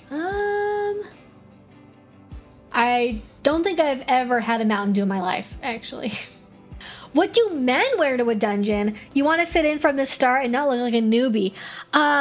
So this is one of those things that I think is very regional. And so definitely read the dress code. If you can find pictures on FetLife of people going to this event or going to play parties, look that up, because that's going to give you the best sense of what's going to be out there. But my experience going to play parties on the West Coast is, regardless of, new people who are men try too hard. Like, new people are the ones showing up in, for the most part, suits, dress pants, dress shoes, tie. People are not wearing that in Seattle or Portland to go to play parties. Unless they have a kink around it, or it's like a high protocol thing. No one's wearing that to a kink party. It's probably not happening. Or they show up and they wear their toys on their belt. Like, they get a little belt thingy, and then they want to display their toys, and so they walk around wearing a bunch of rope and, like, floggers and, like, a carabiner. I feel like experienced doms, like, don't do that. You just, like, they get a duffel bag and keep it in the duffel bag. They don't, like, wear it around. It's also kind of a newbie thing to do. More experienced people on, again, my experience on the West Coast, play parties that are not high protocol or have a dress code to them. You're going to see a lot of people wearing casual clothes. Casual, maybe like a kinky themed t-shirt, some kind of graphic tee, probably basketball shorts, black non-dress pants, like maybe like cargo pants or something like that, and then probably boots. If you want to look the part and put some kind of effort in as a masked person going to a kink event on the West Coast where it's more casual, black t-shirt, some kind of non-dress black pants, so don't wear like black work pants, wear like black cargo pants, something like that, right? And then good belt, good pair of boots. You are doing more than 75% of the people at that play party probably, but you're not trying so hard that you look new because you're trying so hard. However, different places, different venues, different rules, people are going to dress up more. I would say it is an unfortunate reality that if you are a straight man who wants to top and go to a dungeon, your options for clothing are very limited, and it mostly involves, do you want to wear a leather pair of pants? Do you want to wear a kilt? If yes, congrats, you now have an outfit to wear. Most people, if you're really invested in a lifestyle, you're going to see kilts, you're going to see leather pants, you're going to see leather belts, you're going to see leather boots, and you're probably going to see some kind of t-shirt related to kink. That's probably the most that people are doing, unfortunately. And I would love it if there were more options, but that's what you're mostly going to see people wear.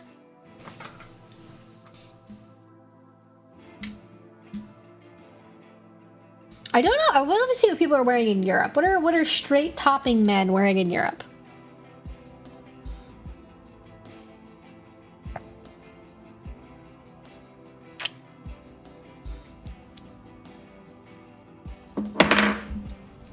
I'll watch out for those warehouses with mini Epsteins. Yes, that's exactly what I'm talking about. The guy who has a warehouse party, and it's just because he wants to personally bring as many fuckable women into one space as possible. It's not great. I do enjoy dressing up myself, but I'm a bit of a fashionista if given half the chance. I think if you have also, this is an important point. You gotta match what you're wearing to your personality. If you are naturally a styling and profiling kind of person, if you like fashion, if you already dress alternative, if you've been a goth or punk for like 30 years, wear that stuff, wear your fashion stuff. You can pull it off because you have practiced wearing that kind of thing. Then it'll fit in because you are wearing it with confidence and casually. You're carrying it as though it's something you're comfortable being in. It's when you try to dress like somebody that you're not, that it looks like you are metaphorically wearing your father's suit to your high school prom, and it doesn't fit you. Like, it'll stick out if you are putting on airs about something, or if you're dressing outside of what you feel comfortable being in, whether it's like suddenly dressing really alternative, or wearing a three-piece suit, or putting on makeup, or whatever thing it is that you normally don't do day to day, that you don't really feel comfortable doing, it's gonna stick out. And I think being comfortable and wearing something that you feel comfortable in is going to pay off so much more versus like, you know, going out and buying the Doc Martens and the kilt and the belt and the leather vest and this and that none of it feels authentic to you yet. So it'll probably be fine, especially at a newbie party. You don't really have a lot of options, but those are things that you can wear. Now, if you're okay slutting it up a little bit, if you're okay being a little bit of a, you know, you want to put on a little bit of like a slutty little thing with what you're wearing, I personally love, I'm going to say this very carefully, lightly 70s inspired tailoring. I'm not talking about powder blue suits with the, you know, with the big frilly top. No, not that. Okay, we're not talking disco shit, okay? I mean good quality Levi's flared out bootcut jeans, good quality boots, leather motorcycle jacket, little bit of like sexy dress shirt with a wider lapel, very angular, like going kind of like, not even, I'm kind of Final Fantasy-esque, I guess, sort of, but like angular, sharp edges. Like if you have the right silhouette to pull that off, I feel like it's like a really good look, and you can kind of mix it between, you know, more casual and something that fits into a kink environment. Like I think good pair of black jeans, good pair of black boots, good leather jacket, that will definitely pay off too. That looks very kinky, but also is casual, and you can go out and like get pizza in it when you're done. I don't know why I keep bringing it up as an example. I apparently really want to get pizza for some reason. But like, I think that kind of thing also would look good if you want to be a little bit dressier with your style.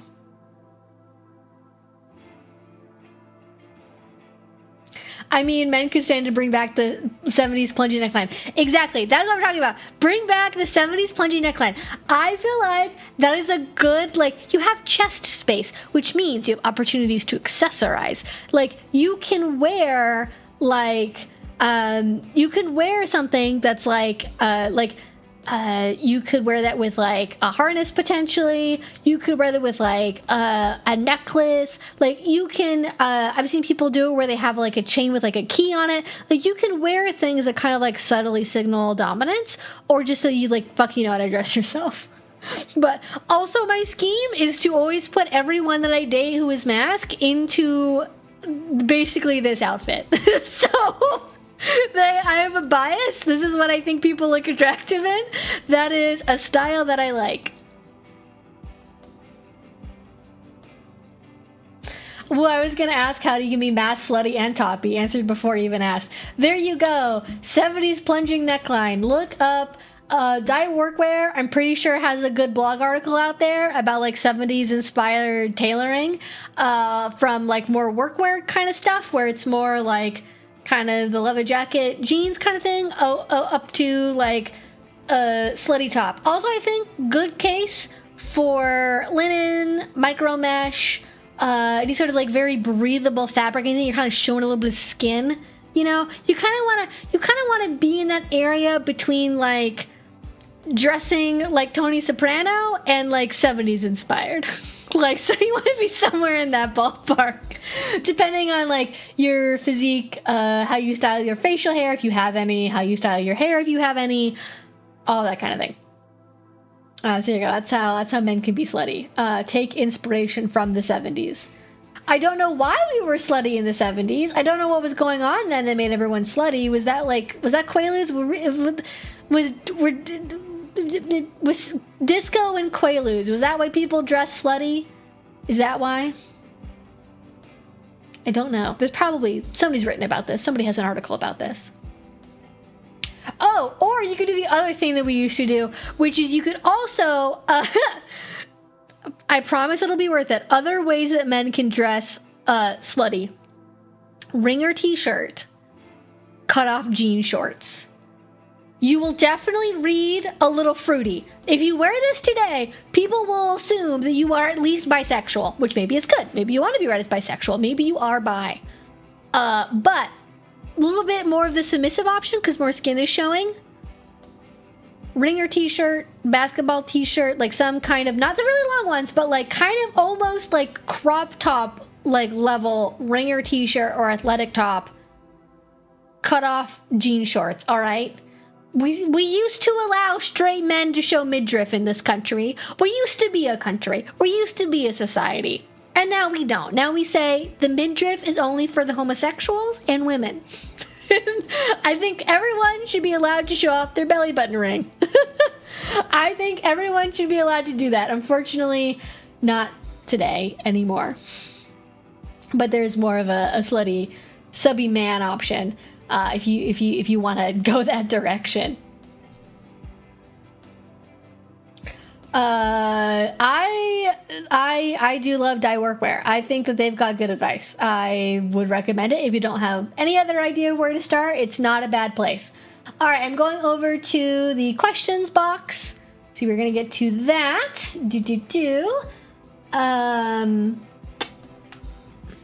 Okay. All right. I already answered the one about dungeon events for the first time. I do not have a playlist of the music I use for the background of my streams. The person who made it is credited in the description box. It's the same music, so I don't even know how to make a playlist for it. But that is where it is from. It is custom made just for this. Quick little answer there. For once in my life, managed to answer that quickly. So, all right, next question. I want to get into Electroplay more, but I don't know where I should look for supplies or if I should be joining some kind of group, maybe. I'd have to say up for stuff, but I really enjoy it. Save up for stuff. Okay.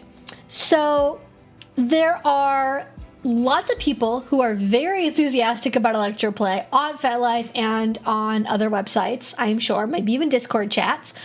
Electroplay is so general. That could be eStim devices, that could be TENS units, that could be zappers, that could be violet wands. I would say that for something like if you're going for like a zapper or a little devil, you probably don't need necessarily, like you could probably just look up kind of like safety instructions for it of like how to not use it like a complete idiot and you'll be fine. You probably don't need group information on how to do that just because it's like single use toy, there's no big dials on it, it's very surface level, it's a surface level like shock. I'm not going to say it's completely idiot proof, but it's pretty dang near close to that. So those ones are very good entry level toys, and I know that you can get them on a variety of websites. Look up reviews for them. I find Reddit actually is a really good place to look up reviews and opinions about Electroplay and like kink toys in general. That's from like a bigger box store.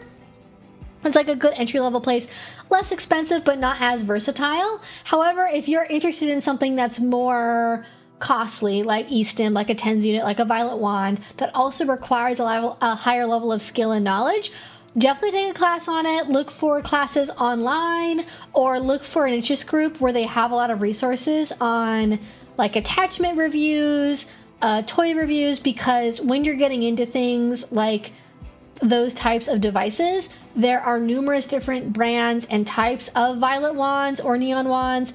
There's so many different eStim boxes, so many different attachments, so many different TENS units you can buy, from like cheapy Amazon ones over to like made for kink ones that are maybe several $100s. So getting into a group where you can hear their opinions and say, hey, I'm like curious about trying this. Also, if you go to a class in person for these kinds of things, you will oftentimes have the opportunity to sample these toys. Also, I know some rentable dungeons have like a rentable violet wand or like a TENS unit that you can also add on to your rental if you want to experience them. Also, Electroplay people usually really like Electroplay and are evangelists for it and would love the opportunity to pass it on to somebody else and give it the opportunity for somebody else to practice on, and they would just love to pass on their lineage to somebody else. So you might be surprised actually that people are very generous in giving with like, oh, do you want to demo with this? Do you want to try this? Here you go. You can borrow, blah, blah, blah. If you're going to a bigger event, like if you're going to a convention or something, actually that's a really good opportunity to ask. Like if you can even put like, if there's like a group that's organized around it for like, hey, like, you know, this is the group Discord for this event, or this is the FetLife group for this event. You can post in there and say, hey, I'm curious about getting into Electroplay. Does anyone have a violet wand or a TENS unit that I could borrow? And or would you be willing to like give me a demo or like show me how to use it? And I promise you, you are going to get people that are going to come out the wazoo to be like, oh my God, yes, I have one. I'm going to bring it with me. I would love to show you how to use it. You know, so-and-so is planning on doing a class. You could check it out. That could be a really good way to learn it. But otherwise, I think groups are going to be the best way to get your knowledge for supplies. I don't really do Electroplay, so I don't have any specific tips on like, here's a device that I like, or you know, what to avoid. The things I would say to avoid is like, don't get something from Amazon, don't get it from Alibaba, don't get it from Temu or Wish, anything like that. You like, when it comes to Electroplay, you want to make sure it's constructed well, because you are shocking someone and you really don't want that to go awry or use more power than you are expecting or cause an electrical fire. So I would say you get what you pay for. Don't cheap out. There are definitely cheaper, more introductory options, but if it's $20 on Temu, it's probably not going to be good. So probably don't buy that, is what I would say. But yeah, that's more my advice for getting into Electroplay. It is something that does require a higher level of skill, and especially if you're getting into like TENS units and attachments for that, you can like, there's a whole wacky world out there. So getting advice from experts and people who really, really like Electroplay, I think is going to serve you well.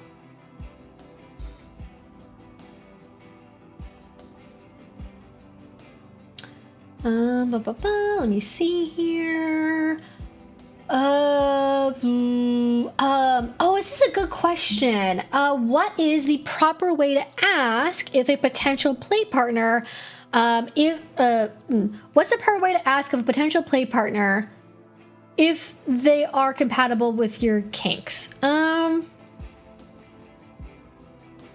right, I think I understand what this is saying. It's phrased a little weird, but I think what you're asking is, how do I ask my play partner if they're into the same kinks as me? And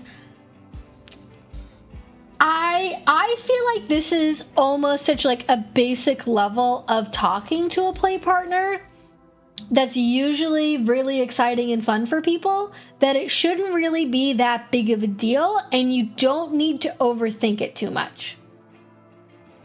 If you want to have it be as non-personal as possible, you can do things like ask if they took the BDSM test, ask if they've done a yes no maybe list, and then if they would be willing to share those things. And then you can get a quick look at a glance of, oh, we might be compatible. They ranked really highly on like bondage and pet play and yada yada, and so did I. So then I know that I can ask them about those things and have kind of a prompt for like, oh, it sounds like you're really into pet play. What about it do you like? And then you can kind of go from there.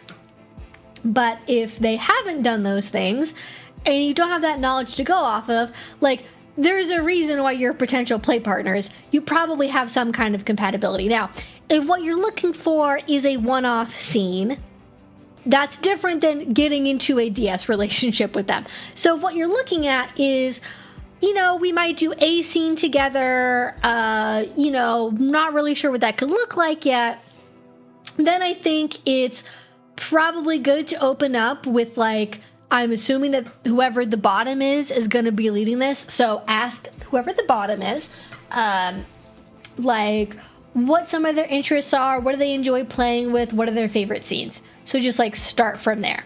And then that will probably give you some information about if you have compatible kinks or not. Like, okay, they said that they love pain and they're a masochist and their favorite thing is canes. And I love corporal punishment, so we might have some overlap there. So, okay, now because I know that they're into this thing, I can lead into the question with, okay, so it sounds like you're really into caning. Have you ever tried like a corporal punishment scene before? And then they can say yes or no, and then you can go from there, right? So keeping it more tailored around like mutual shared interests of what we could do for this one-off individual scene, if that's what you're planning to do, by having them lead, by asking them like, you know, if we were going to play together, what are some things that you'd be curious about trying? Or what are your favorite kinks to play with? Or what do you have the most fun doing? Or something along those lines. And then you can expand from there by then more asking about things that you're into, like, have you tried this before? Have you thought about this? Are you into this? And those things might come out naturally, or you might have to ask some more particular questions depending on like how niche your kinks are, right? Like if you're into bastinado, you're probably gonna be unlikely to have somebody come out with that right off the top. But if say that they're into like punishment spankings, you know, there's a lead in there for that to maybe be a thing. But it's also okay just to like directly ask, like if you have a specific thing in mind that you really want to do and that's why you want to play with them, don't leave that unsaid, right? Maybe don't phrase it like the only reason I want to play with you is because of this, but like if the motivation you have for doing kink is this thing and that's why you want to play with them, then knowing up front pretty quickly if they also have that kink is going to be useful information for both of you. So it's okay just to ask like, hey, so I'm also really interested in doing this thing. Do you have any interest in that? And then they can say yes or no. It's not weird. That's what negotiating is for. You're not being pushy about it. Now, if you are being pushy, if you're being really insistent about it, that's one thing. But like just asking like, hey, how do you feel about this? What do you like about this kink? Blah, blah, blah. That's not weird. That's like normal amount of information to be sharing. Don't worry about it too much. Don't overthink it. Now, if you're getting into, I want to negotiate a relationship with this person, whole other can of worms. Then I really think that you should be getting into the nitty gritty of, you know, sharing as much about your kinks as possible, why you want to be in a relationship, what your core kinks are, going through a yes, no, maybe checklist, all of that stuff you should really be talking about. And then if you can't do that because you're afraid to talk about it, then you're probably not ready to be in a relationship with this person. Yes, exactly. You also don't need to find out somebody else's kinks all at once. You can find out some kinks that match up enough to build a scene and find out more about them as you go along. Yes, exactly, right? Like when you're doing one specific scene, just try to find out about the things you overlap on enough to build a scene around. And if there's nothing, then don't scene with them.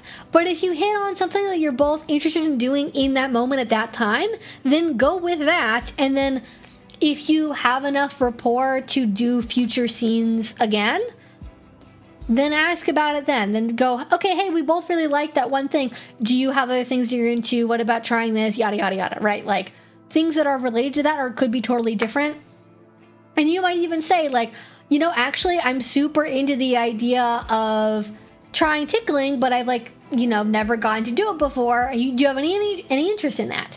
And I think when you build up a relationship, you get more opportunity to get into those more niche kinks that you don't get into with every single pick-up play partner because, you know, they are more niche, or they take more skill, or more time, or more setup, or more space, or whatever. Yeah, getting into DS talks is when the Excel spreadsheets come out. Yeah, exactly. Okay, yeah, 15-minute warning. My voice is definitely getting pretty tired here, so if you have not asked a question yet, I would do it soon because between the bite on my cheek and my throat right now, I am running out of steam.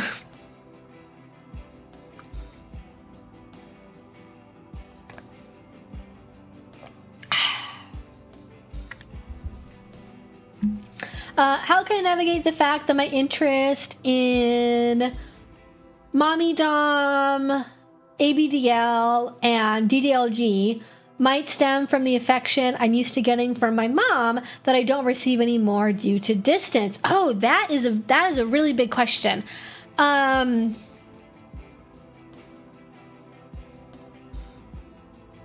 So I want to say that I don't think that's bad. I think it depends on how much that affects the experience you want to have. So is your motivation to try and recreate the relationship that you have with your mom or had with your mom and try to relive that experience? Versus, are you trying to, in a more sort of abstracted way, have a loving, caretaking relationship with a mother figure that happens to maybe be rooted in feelings that you have about your mom or your relationship with your mother? I feel like those two things are very different, in no small part because of the position it puts your partner in. So if what you're doing is, I'm trying to recreate the feeling of the relationship I had with my mother, and I'm trying to achieve that through very particular activities, very particular scenes, I'm being very specific about how I want my partner to look, dress, act, smell like, the snacks we have, how we, like, if you are being very specific and very niche with what you want, and to the point that you are in whole or in part trying to recreate the experience of being around your mom, there are tops that would be okay with that, or there are bottoms that would be okay with that. But they are few and far between, and I think that is getting so close to something that a lot of people are going to be uncomfortable with, to where that is something you need to disclose. That, like, when you're getting into negotiating a scene or relationship, you need to be honest with your potential partners about a big motivation of doing this for me is, you know, possibly like my relationship that I have with one of my parents. And I don't know how it's necessarily going to affect the way that I see you right now, but that is a factor in why I'm doing this. Is that something that you're comfortable, like, holding space for? Because some people are going to be totally okay with that, and they're willing to make space and time for that processing and how that could impact what you're doing together. And other people are not going to be able to do that. And you're just maybe not going to be compatible for them that way. But if what you're doing is more like, you know, I kind of want the caretaking and affection of a parental figure, I would say that's, like, pretty common for people that are into those kinks.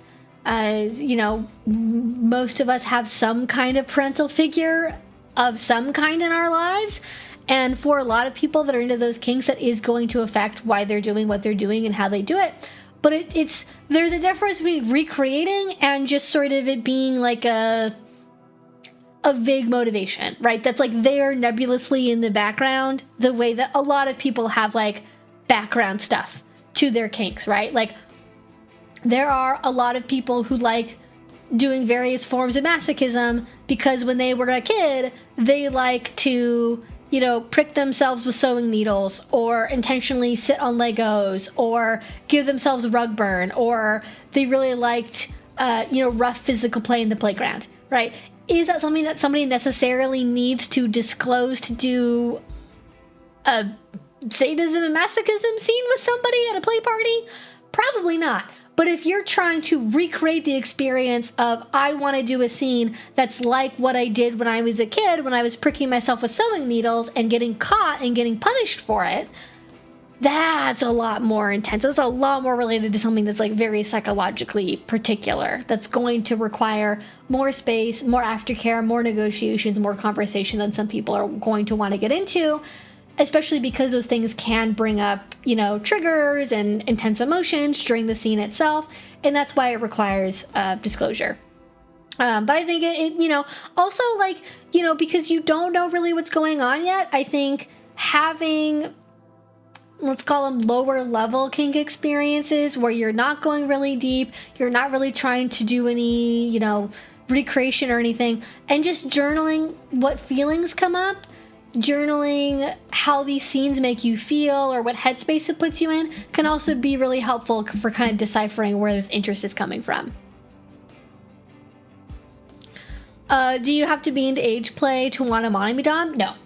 A lot of age players involve mommy dom stuff, but mommy is just a title, and there's lots of mommies who do not do age play or ABDL of any kind.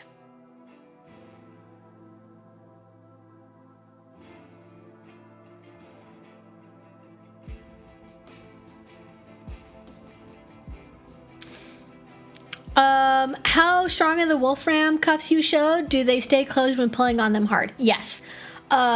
I have put a lot of weight on them before, and if you're talking about like them being, well, in general, they're very, very sturdy, but the slide lock, it's metal. I've never been able to bend or distort the metal while pulling it apart, or resisting against it. That has never happened. I've never had any issues with any of the hardware on it.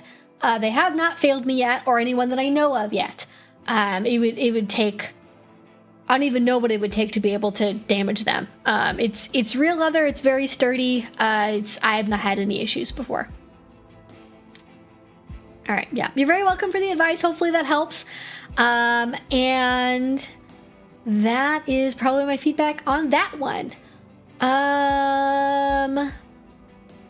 I'm gonna try to get to one more question. Oh, here we go.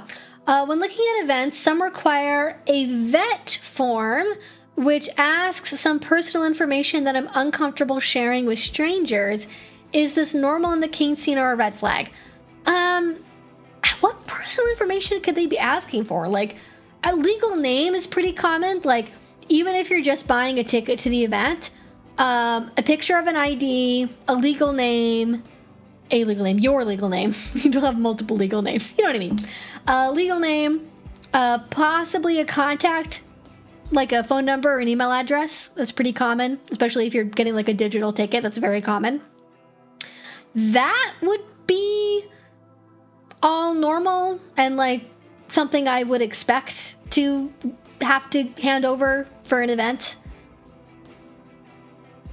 If it's beyond that, if it's getting into we want your address, I wouldn't say that's common for a venue, but is common for something like a convention.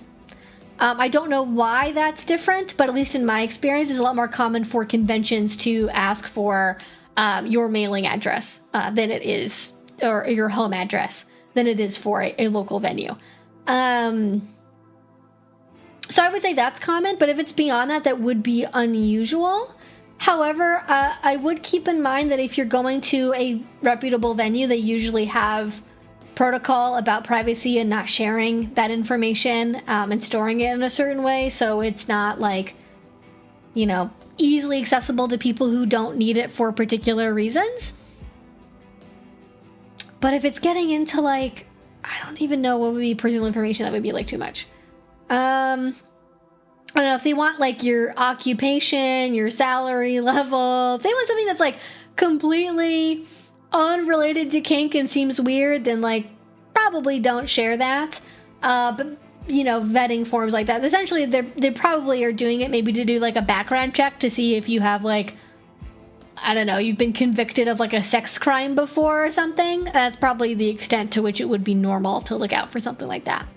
But I don't know, that might also vary depending on where you live a little bit too, like how much information they get. I've also gone to venues, they only ask for like $10 and an ID to make sure you're not 16 years old, and that's it. So, like, you know, it depends, it depends. All right. When is Thrive? It's coming up soon, I think, isn't it? The Thrive conference? Let me look. The Thrive conference is... All it says is registration will open soon. And it says register now. So it doesn't say on their website... Oh, no, it does. At the very bottom. It's the last weekend in May. It's May 29th, which is, I believe it's Memorial Day weekend. So...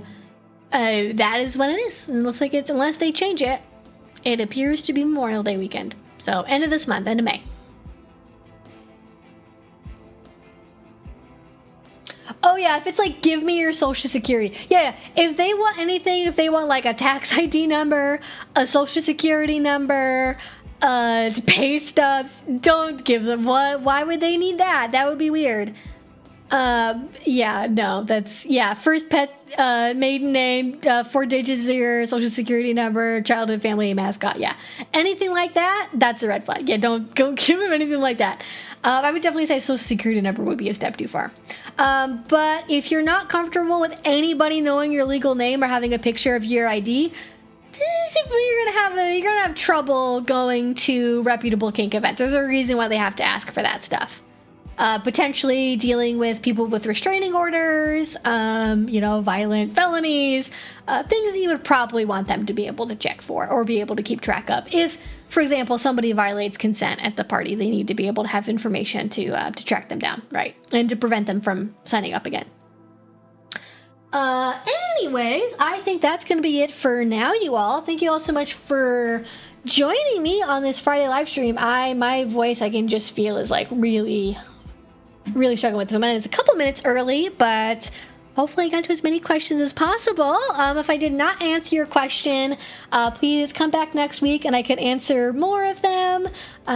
Hopefully I will see you there. If not, have a great rest of your weekend. Stay safe, have fun, drink your water, wear your sunscreen, and I will